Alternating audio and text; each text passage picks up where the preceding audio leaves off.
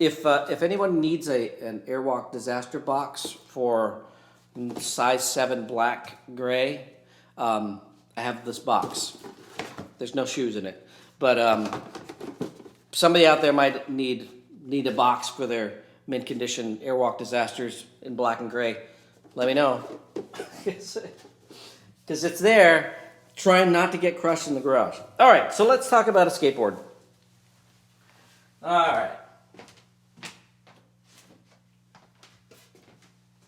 So, in '87, I was basically just turning pro for Powell Peralta, and so I was in line for a model.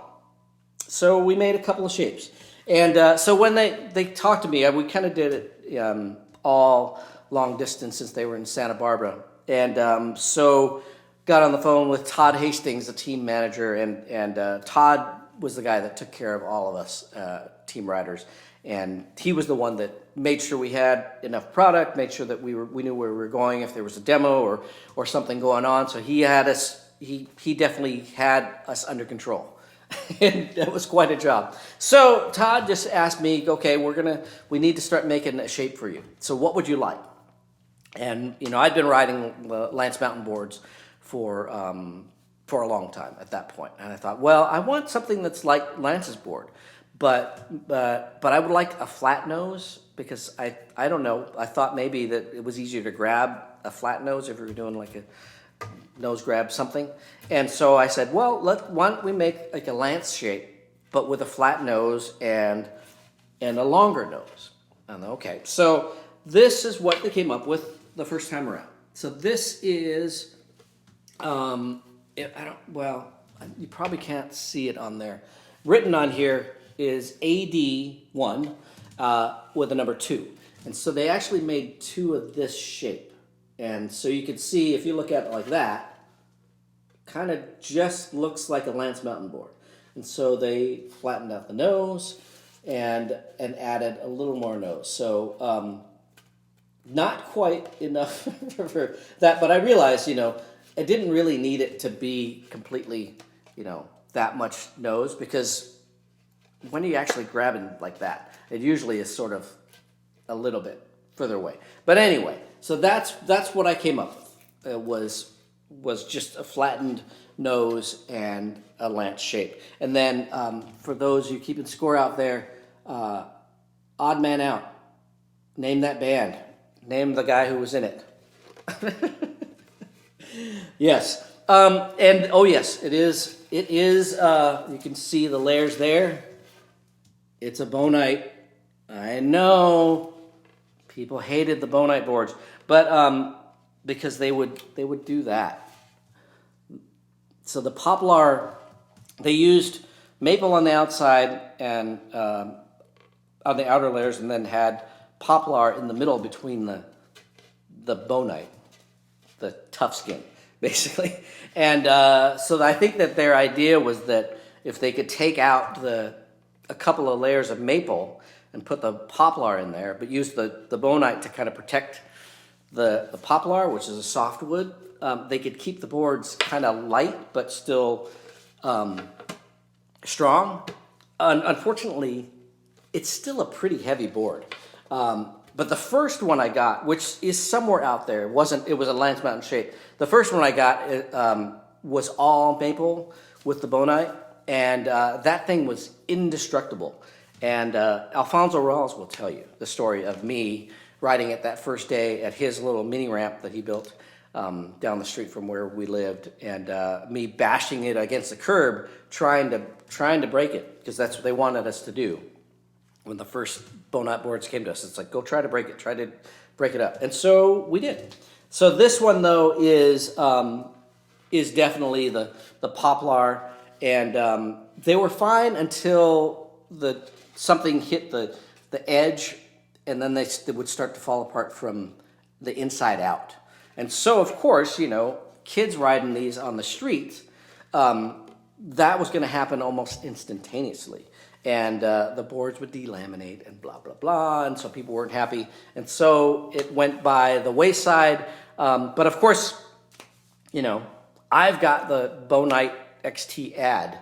So I guess, I guess it maybe it's a foreshadowing. This isn't going to work. This guy's not going to get a model. Anyway, no, I was proud to ride these boards because I was proud to be on Powell. But anyway, so this was the first one. I don't know where the number one is. I don't have it. So they made a few different shapes. I think there were 5 or 6 different shapes. Some of them were too small. And then, of course, after this one, basically they said, hey, Black Swan 74, you got it, Cab. Cab was in Odd Man Out. And, of course, Steve Caballero gives you a sticker of his band. Hey, and I'm like, yes, Steve Caballero, I will promote your band.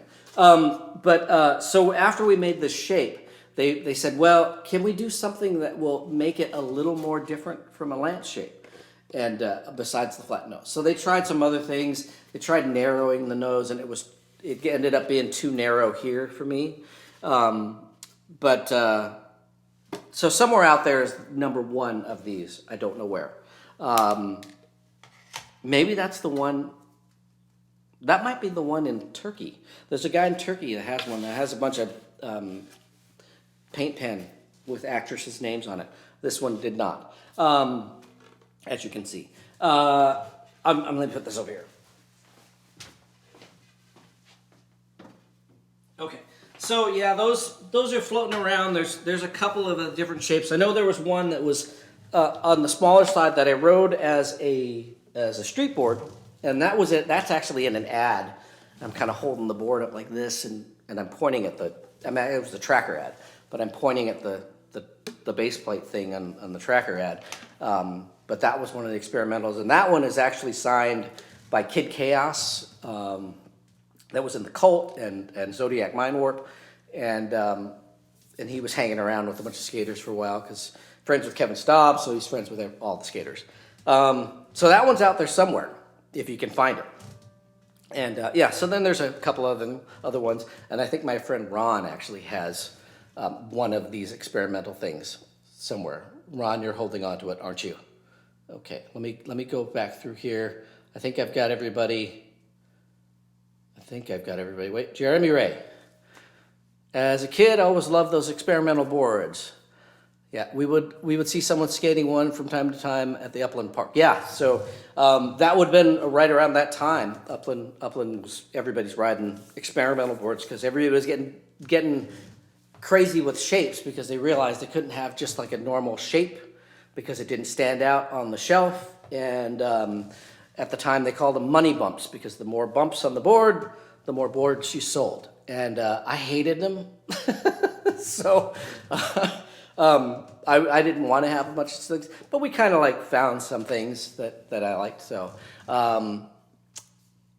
you're right, Tony Hallam. That did actually, it is and pretty close to what I ended up with at Tracker and the House of Kasai. So yes, I did get to have a board with that shape. It just wasn't for Powell. So